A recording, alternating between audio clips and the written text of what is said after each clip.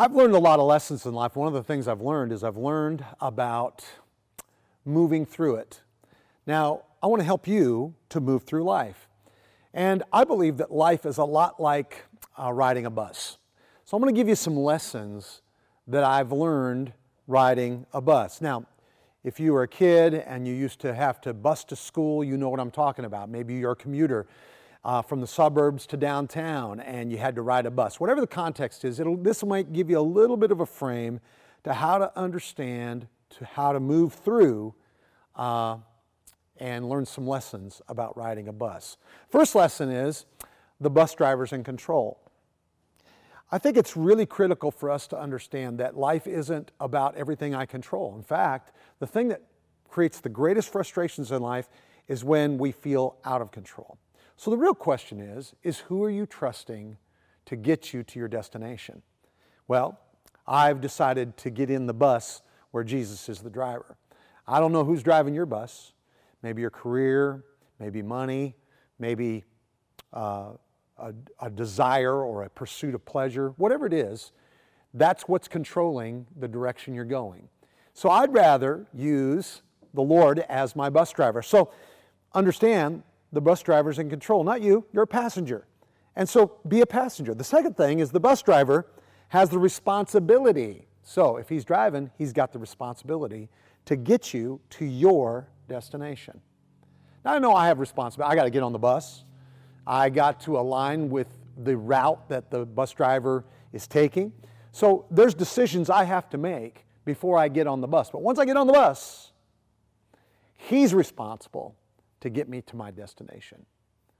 If he's responsible, then I can also know that the bus driver may take a different route than I would take. If I was driving my own car, I probably wouldn't make some of the stops the bus driver's going to make. And I probably wouldn't take some of the routes the bus driver's going to take. And isn't that some of the things that complicate our lives? Now, if you're riding the bus, you accept that there's going to be a different route than you would normally take. But the important thing is to understand that God has a way of doing things that I don't. And God knows things that I don't. And God knows that there are people He's going to allow in to that route in my life that are critical to my life that I don't. Things that I would miss if God wasn't in control. Here's another thing. When you get on the bus, you might discover that some people might be selfish. Some of the people that you get on the bus with are taking the same direction you're taking, but they're not as considerate, thoughtful, or amiable to your needs. That's all about the lessons of life that we get when we get on the bus.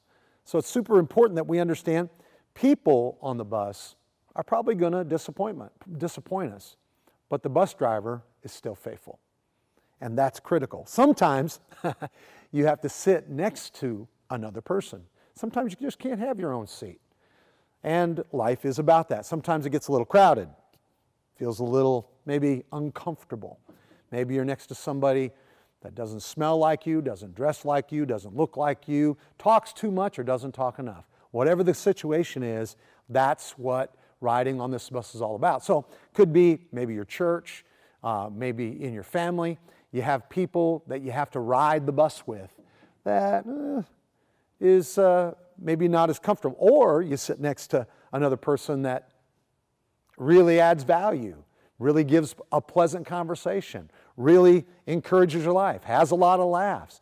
And so understand that the people that join us in our journey are critical to the context of our journey. The other thing that I want you to understand is that riding the bus takes longer because other people are involved, right? So he's got to make other stops because other people are going to get on and get off, which is going to make the journey a little bit longer, but I think a little bit more healthy. Number 7, here's another tip. When the bus hits your stop, you need to get out no matter what the weather is outside. I'd like to control the temperature of the weather, but when your stop comes, it's time for you to get off. And so it's important to understand that God takes us to places, but when we get there, there's no guarantee that it's going to be comfortable weather. If it is, wonderful. If it isn't, understand it. Pop your umbrella and move through your destination. The other one, if you miss the bus, here's some good news, there's always another one coming. God's always got a way to pick us up even when we fail to miss our appointments. Number 9, you are on the bus schedule. The bus is not on your schedule. Now, I want to give you 2 more things real briefly. You can rest because someone else is driving. It's one of the great benefits of riding the bus, that you don't have to worry about the cars that are coming or the stop signs or the destination. You can rest because somebody else is driving the bus. And I want to encourage you in this journey you're in to learn how to rest and trust your driver. And the final piece, enjoy the ride. Those are some lessons for you to ride your bus.